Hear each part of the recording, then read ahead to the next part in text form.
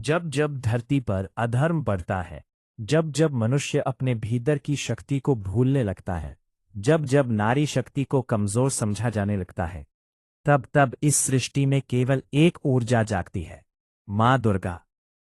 नवरात्रि केवल 9 दिन का पर्व नहीं है, यह 9 रातों का आत्मयुद्ध है, जहां इंसान अपने भीतर छिपे डर, अहंकार, आलस्य, भ्रम और अज्ञान से लड़ता है।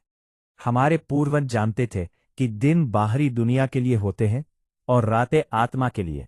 इसलिए माँ की आराधना रात में होती है, क्योंकि अंधकार में ही असली शक्ति जन्म लेती है। आज की दुनिया में नवरात्रि को सिर्फ व्रत, कपड़े और तस्वीरों तक सीमित कर दिया गया है, लेकिन सच्चाई ये है कि जो इन 9 रातों का रहस्य समझ गया, उसने जीवन को समझ लिया। नवरात्रि की पहली रात माँ शैलपुत्री की होती है, जो हमें सिखाती है कि जीवन की शुरुआत कैसे की जाती है। शैलपुत्री पर्वत की पुत्री है, अडिग, स्थिर और अचल। आज का इंसान शिखर पर पहुंचना चाहता है, लेकिन जड़ें मजबूत नहीं करता और फिर गिरने पर ईश्वर को दोष देता है। माँ शैलपुत्री कहती है कि पहले अपने भीतर स्थिरता लाओ, अपने विचारों को मजबूत करो, क्योंकि जो भीतर से हिलता रहता है वह बाहर कभी खड़ा नहीं रह सकता। ये रात हमें याद दिलाती है कि धैर्य, अनुशासन और आत्मसंयम के बिना कोई भी साधना सफल नहीं होती।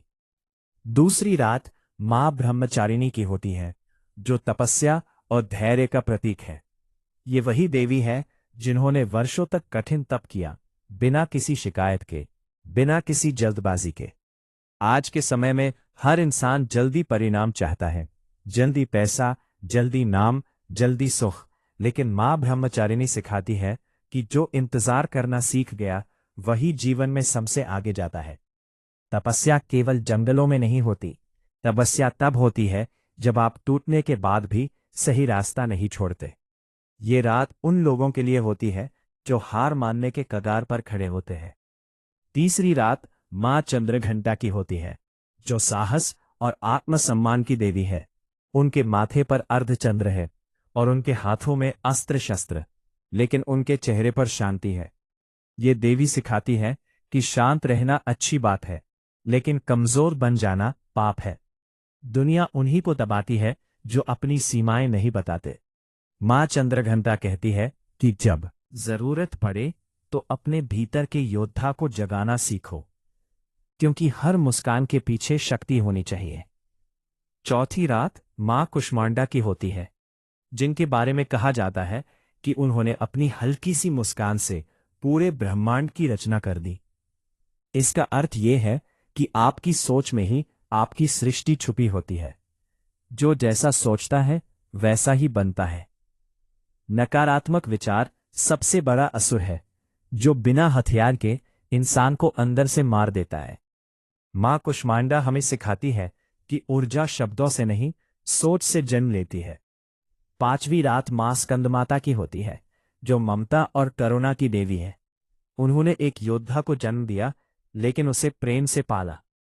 ये रात सिखाती है कि सच्ची शक्ति कठोरता में नहीं, करुणा में होती है। जो दूसरों के दर्द को समझ सकता है वही वास्तव में शक्तिशाली होता है। आज की दुनिया में लोग भावनाओं को कमजोरी समझते हैं, लेकिन मां स्कंदमाता बताती है कि बिना ममता के कोई भी शक्ति अधूरी है। छठी रात मां कात्यायनी की होती है, जो निर्णय और न्याय की देवी है। ये वो समय होता है जब साधक को तय करना पड़ता है कि वो सच के साथ खड़ा होगा या सुविधा के साथ। मां कात्यायनी कहती है कि जो सही के लिए नहीं लड़ता वह धीरे धीरे गलत का हिस्सा बन जाता है। यह रात साहसिक निर्णय लेने की प्रेरणा देती है, क्योंकि जीवन में सबसे बड़ा पाप गलत को सहन करना है। सातवीं रात मां काला रात्रि की होती है, जो सबसे उग्र और सबसे शक्तिशाली रूप है। यह रात अंधकार की है, भय की है, लेकिन मुक्ति की भी है। मां काला रात्रि सिखाती है कि अंधेरे से भागने से कुछ नहीं होता, उसका सामना करना पड़ता है। डर, शर्म, अपराधबोध और बीते हुए पाप सब इसी रात जलते हैं।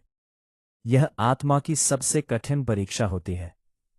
आठवीं रात मां महागौरी की होती है, जहां सब कुछ शुद्ध हो जाता है। अब कोई बोझ नहीं, कोई अपराध बोध नहीं, सिर्फ शांति। यह रात बताती है कि खुद को माफ किए बिना कोई आगे नहीं बढ़ सकता। जब मन साफ होता है तभी जीवन में प्रकाश आता है। 9वीं और अंतिम रात मां सिद्धिदात्री की होती है, जो पूर्णता और ज्ञान की देवी है। यह अंत नहीं बल्कि नया आरंभ होता है। अब साधक वही नहीं रहता जो नवरात्रि से पहले था। अगर इन 9 रातों को सही अर्थों में समझ लिया जाए, अपने आप सही दिशा में चलने लगता है। नवरात्रि खत्म नहीं होती, इंसान बदल जाता है। जो इन 9 रातों का रहस्य समझ गया, उसने जीवन का सबसे बड़ा सत्य जान लिया। अगर इस कथा ने आपके मन को छुआ हो तो कमेंट में जय माता दी लिखिए। इस वीडियो को उन लोगों तक पहुंचाइए जिन्हें आज शक्ति की जरूरत है। और ऐसे ही गहरे भक्ति रहस्यों के लिए चैनल को सब्सक्राइब जरूर कीजिए। जय मां दुर्गा।